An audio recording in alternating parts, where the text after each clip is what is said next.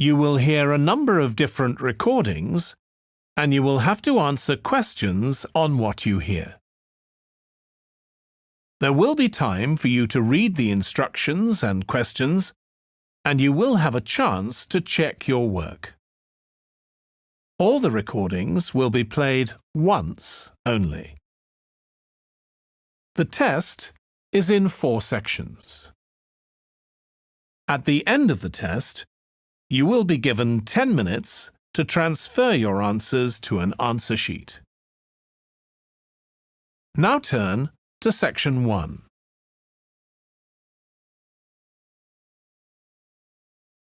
Section 1. You will hear a man inquiring in a tourist centre about activities suitable for families. First, you have some time to look at questions 1 to 4.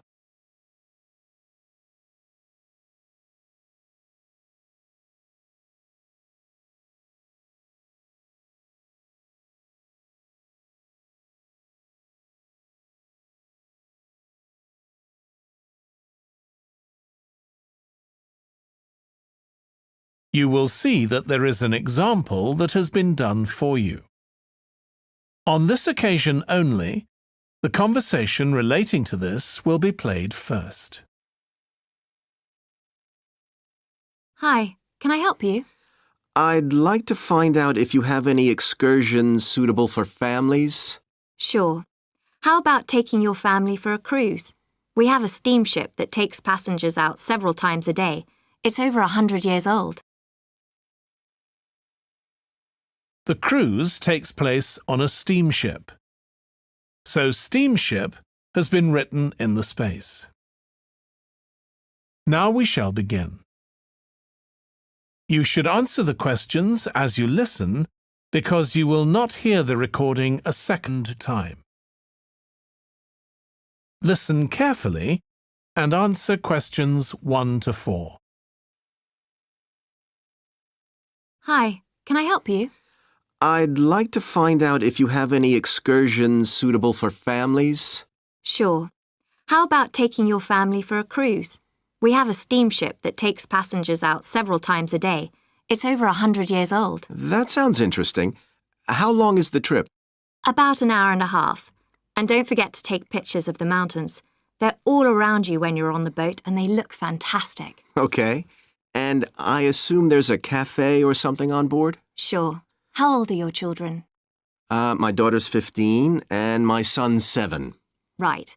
Well, there are various things you can do once you've crossed the lake to make a day of it. One thing that's very popular is a visit to the country farm. You're met off the boat by the farmer and he'll take you to the holding pens where the sheep are kept. Children love feeding them. My son would love that. He really likes animals. Well, there's also a 40-minute trek round the farm on a horse if he wants. Do you think he'd manage it? He hasn't done that before. Sure. It's suitable for complete beginners. Good. And again, visitors are welcome to explore the farm on their own, as long as they take care to close gates and so on. There are some very beautiful gardens along the side of the lake which also belong to the farm. They'll be just at their best now. You could easily spend an hour or 2 there. Okay, well, that all sounds good. And can we get lunch there? You can, and it's very good, though it's not included in the basic cost. You pay when you get there. Right. Before you hear the rest of the conversation, you have some time to look at questions 5 to 10.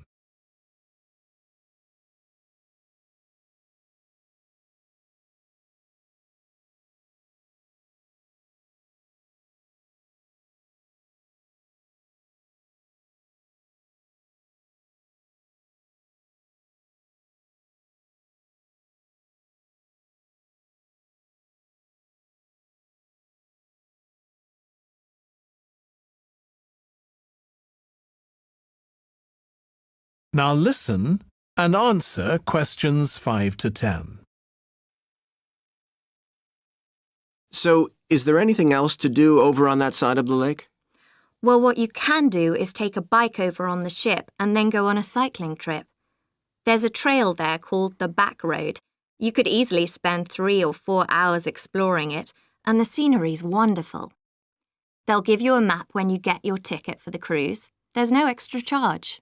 What's the trail like in terms of difficulty? Quite challenging in places. It wouldn't be suitable for your 7-year-old. It needs someone who's got a bit more experience. Well, my daughter loves cycling, and so do I, so maybe the two of us could go, and my wife and son could stay on the farm. That might work out quite well. But we don't have bikes here. Is there somewhere we could rent them? Yes, there's a place here in the city. It's called Ratcheson's. I'll just make a note of that. How do you spell it? Ratchesons.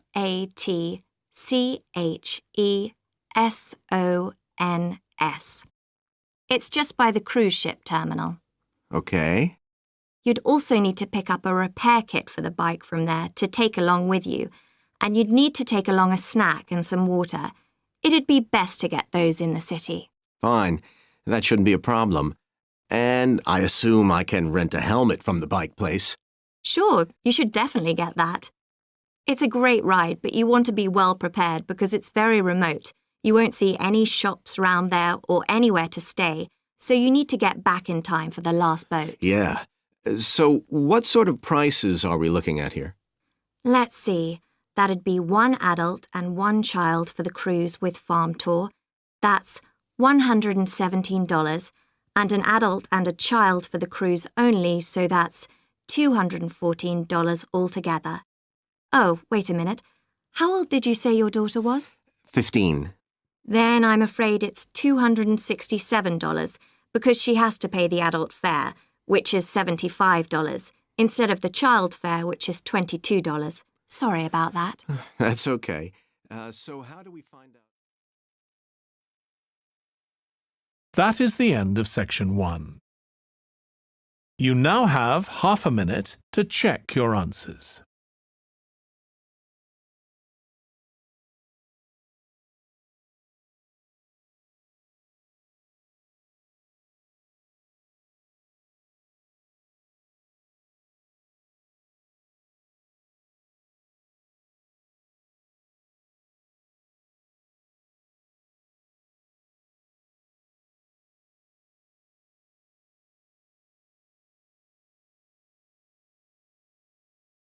Now turn to section 2.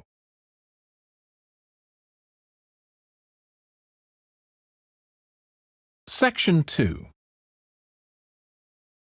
You will hear a restaurant manager talking to a small group of new staff who are starting work as kitchen assistants in a restaurant.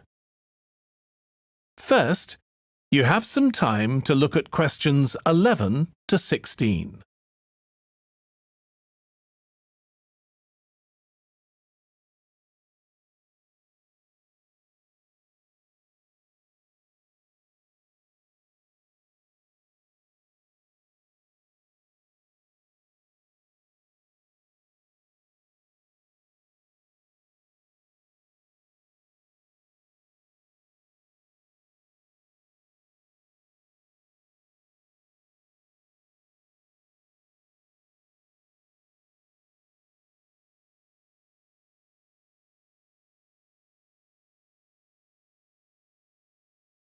Now listen carefully and answer questions 11 to 16. Good morning, everyone. My name's Joy Parkins, and I'm the restaurant manager. And I understand that none of you have had any previous experience as kitchen assistants. Well, you might be feeling a bit nervous now, but most of our kitchen assistants say they enjoy the work. OK, they might get shouted at sometimes, but it's nothing personal. And they're pleased that they have so many different things to do, which means they never get bored. And I'll tell you straight away that if you do well, we might think about moving you up and giving you some more responsibility. Right, well, you've all shown up on time, which is an excellent start. Now, I'm glad to see none of you have unsuitable footwear, so that's good. You need to be careful as the floors can get very wet and slippery. Those of you with long hair have got it well out of the way, but some of you'll need to remove your rings and bracelets. Just put them somewhere safer today, and remember to leave them at home tomorrow, as they can be a safety hazard. Now, it's going to be a busy day for you all today. We don't have any tables free for this evening, and only a few for lunch. Fortunately, we've got our head chef back. He was away on holiday all last week, which meant the other chefs had extra work. Now, I'll tell you a bit more about the job in a minute, but first, some general regulations. For all of you, whatever your age, there's some equipment you mustn't use until you've been properly trained, like the waste disposal system, for example, for health and safety reasons. Then I think there are 2 of you here who are under 18. That's Emma and Jake, isn't it? Right, so for you 2, the meat slicer is out of bounds, and of course none of you are allowed to use the electric mixer until you've been shown how it works. Now, you may have heard that this can be a stressful job, and I have to say that can be true. You'll be working an 8-hour day for the first week, though you'll have the chance to do overtime after that as well if you want to. But however long the hours are, you'll get a break in the middle. What you will find is that you're on your feet all day long, lifting and carrying, so if you're not fit now, you soon will be. You'll find you don't have much chance to take it easy. When someone tells you to do something, you need to do it straight away. But at least we do have a very efficient air conditioning system compared with some kitchens. Before you hear the rest of the talk, you have some time to look at questions 17 to 20.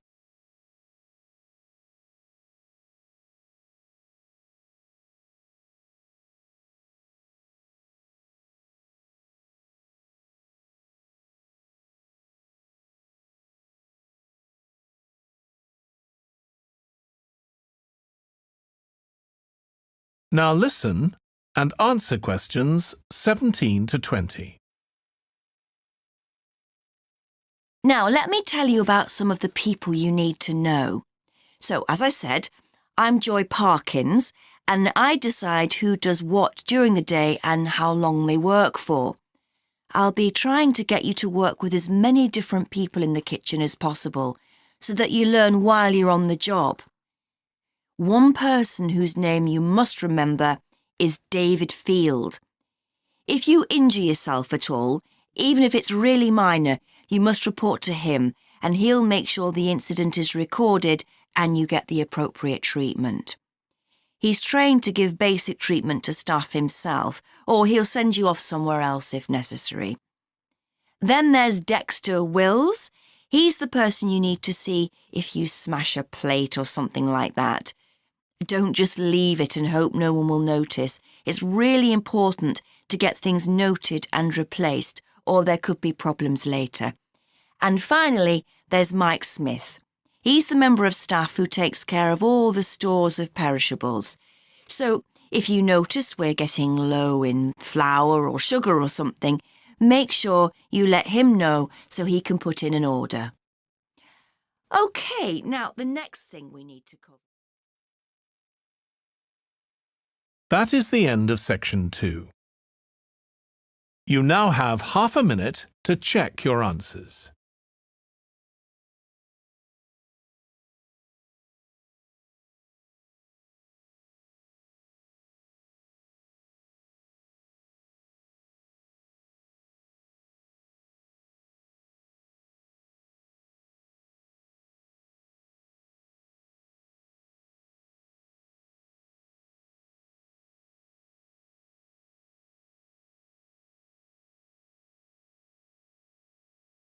Now turn to section 3.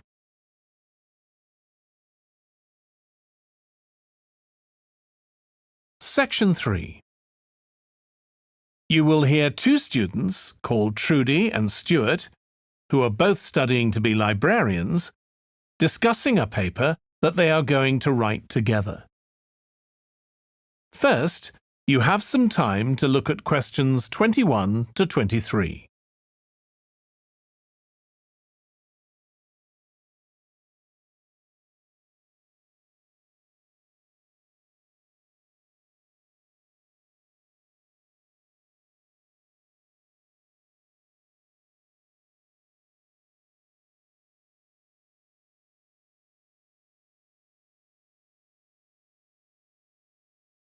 Now listen carefully and answer questions 21 to 23. OK, Stuart, we need to start planning our paper on public libraries. Have you thought of an angle yet? Well, there's so much we could look into. How libraries have changed over the centuries, for instance, or how different countries organise them. What do you think, Trudy? Maybe we should concentrate on this country and try and relate the changes in libraries to external developments, like the fact that far more people can read than a century ago, and that the local population may speak lots of different languages. We could include something about changes in the source of funding too.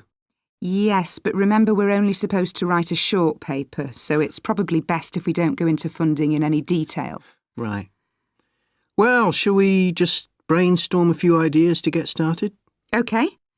We obviously need to look at the impact of new technology, particularly the internet. Now that lots of books have been digitalised, people can access them from their own computers at home. And if everyone did that, libraries would be obsolete. Yes. But the digitalised books that are available online for free are mostly out of copyright, aren't they? And copyright in this country lasts for 70 years after the author dies. So you won't find the latest bestseller or up-to-date information. That's an important point. Anyway, I find it hard to concentrate when I'm reading a long text on a screen. I'd much rather read a physical book. And it takes longer to read on a screen. Oh, I prefer it. I suppose it's just a personal preference. I expect the libraries will go on evolving in the next few years. Some have already become centres where community activities take place, like local clubs meeting there. I think that'll become even more common. I'd like to think so. And that they'll still be serving their traditional function, but I'm not so sure. There are financial implications after all. What I'm afraid will happen is that books and magazines will all disappear and there'll just be rows and rows of computers. They won't look anything like the libraries we're used to. Well, we'll see. Before you hear the rest of the discussion, you have some time to look at questions 24 to 30.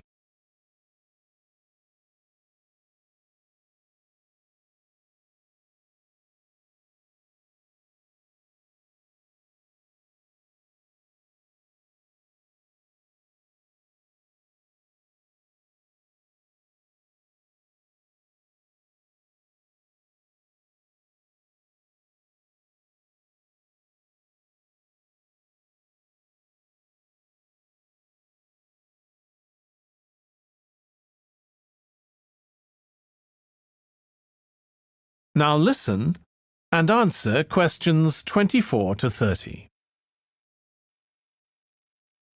I've just had an idea. Why don't we make an in-depth study of our local public library as background to our paper? Yes, that'd be interesting. And raise all sorts of issues. Let's make a list of possible things we could ask about, then work out some sort of structure. For instance, we could interview some of the staff and find out whether the library has its own budget or if that's controlled by the local council. And what their policies are. I know they don't allow food, but I'd love to find out what types of noise they ban. There always seems to be a lot of talking, but never music. I don't know if that's a policy or it just happens. I've often wondered. Then there are things like how the library is affected by employment laws. I suppose there are rules about working hours, facilities for staff and so on. Right. Then there are other issues relating to the design of the building and how customers use it, like what measures does the library take to ensure their safety? They'd need floor coverings that aren't slippery, and emergency exits, for instance.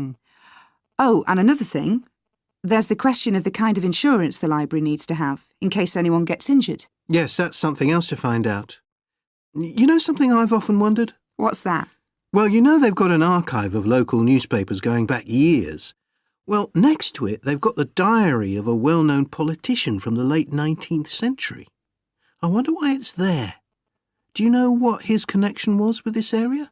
No idea. Let's add it to our list of things to find out. Oh, I've just thought. You know, people might ask in the library about local organisations like sports clubs. Well, I wonder if they keep a database or whether they just look online. Right. I quite fancy finding out what the differences are between a library that's open to the public and one that's part of a museum, for example. They must be very different. Then something else I'd like to know is...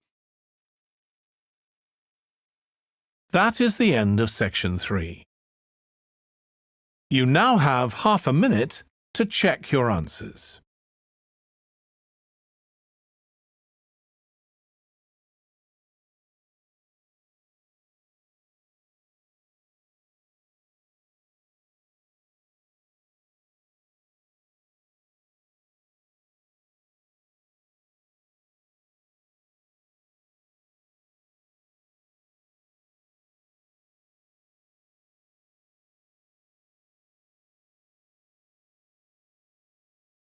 Now turn to section 4.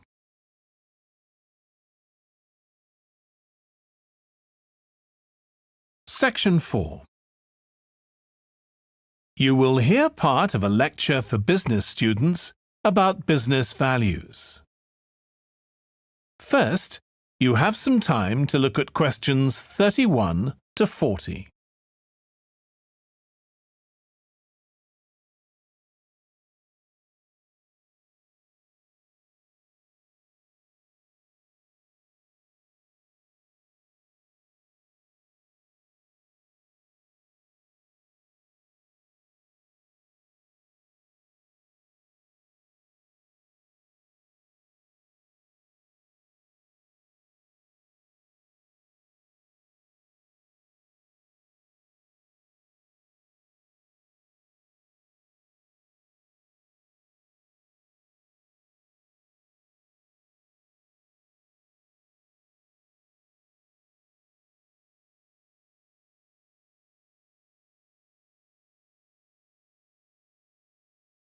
Now listen carefully and answer questions 31 to 40. In public discussion of business, we take certain values for granted. Today, I'm going to talk about 4 of them: collaboration, hard work, creativity, and excellence. Most people would say they're all good things. I'm going to suggest that's an oversimple view. The trouble with these values is that they're theoretical concepts, removed from the reality of day-to-day business. Pursue values by all means, but be prepared for what may happen as a result. They can actually cause damage, which is not at all the intention. Business leaders generally try to do the right thing, but all too often the right thing backfires if those leaders adopt values without understanding and managing the side effects that arise. The values can easily get in the way of what's actually intended. OK, so the first value I'm going to discuss is collaboration. Let me give you an example. On a management training course I once attended, we were put into groups and had to construct a bridge across a stream, using building blocks that we were given. The rule was that everyone in the team had to move at least one building block during the construction. This was intended to encourage teamwork. But it was really a job best done by one person. The other teams tried to collaborate on building the structure and descended into confusion, with everyone getting in each other's way. Our team leader solved the challenge brilliantly. She simply asked everyone in the team to move a piece a few centimetres to comply with the rule, and then let the person in the team with an aptitude for puzzles like this build it alone. We finished before any other team. My point is that the task wasn't really suited to team working, so why make it one? Teamwork can also lead to inconsistency, a common cause of poor sales. In the case of a smartphone that a certain company launched, one director wanted to target the business market, and another demanded it was aimed at consumers.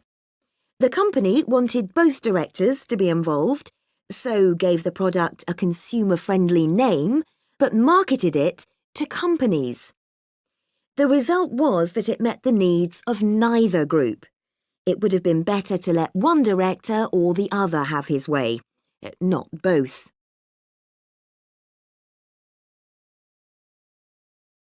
Now, industriousness, or hard work. It's easy to mock people who say they work hard. After all, a hamster running around in a wheel is working hard and getting nowhere. Of course, hard work is valuable, but only when properly targeted. Otherwise, it wastes the resources that companies value most, time and energy, and that's bad for the organisation. There's a management model that groups people according to 4 criteria: clever, hard-working, stupid, and lazy. Here, lazy means having a rational determination not to carry out unnecessary tasks. It doesn't mean trying to avoid work altogether. Most people display 2 of these characteristics, and the most valuable people are those who are both clever and lazy. They possess intellectual clarity and they don't rush into making decisions. They come up with solutions to save the time and energy spent by the stupid and hard-working group. Instead of throwing more man-hours at a problem, the clever and lazy group looks for a more effective solution. Next, we come to creativity. This often works well. Creating an attention-grabbing TV commercial, for example, might lead to increased sales. But it isn't always a good thing. Some advertising campaigns are remembered for their creativity without having any effect on sales. This happened a few years ago with the launch of a chocolate bar. Subsequent research showed that plenty of consumers remembered the adverts, but had no idea what was being advertised. The trouble is that the creator derives pleasure from coming up with the idea and wrongly assumes the audience for the campaign will share that feeling.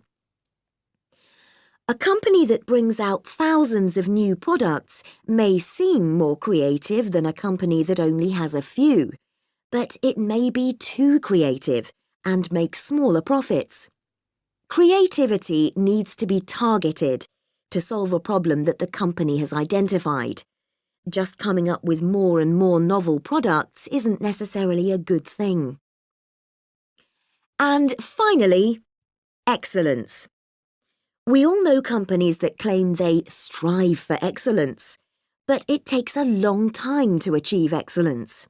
In business, being first with a product is more profitable than having the best product. A major study of company performance compared pioneers, that is, companies bringing out the first version of a particular product, with followers, the companies that copied and improved on that product. The study found that the pioneers commanded an average market share of 29%, while the followers achieved less than half that, only 13%, even though their product might have been better. Insisting on excellence in everything we do is time-consuming, wastes energy, and leads to losing out on opportunities. Sometimes second-rate work is more worthwhile than excellence. Make sure it's excellent sounds like a good approach to business, but the just get started approach is likely to be more successful. That is the end of section 4. You now have half a minute to check your answers.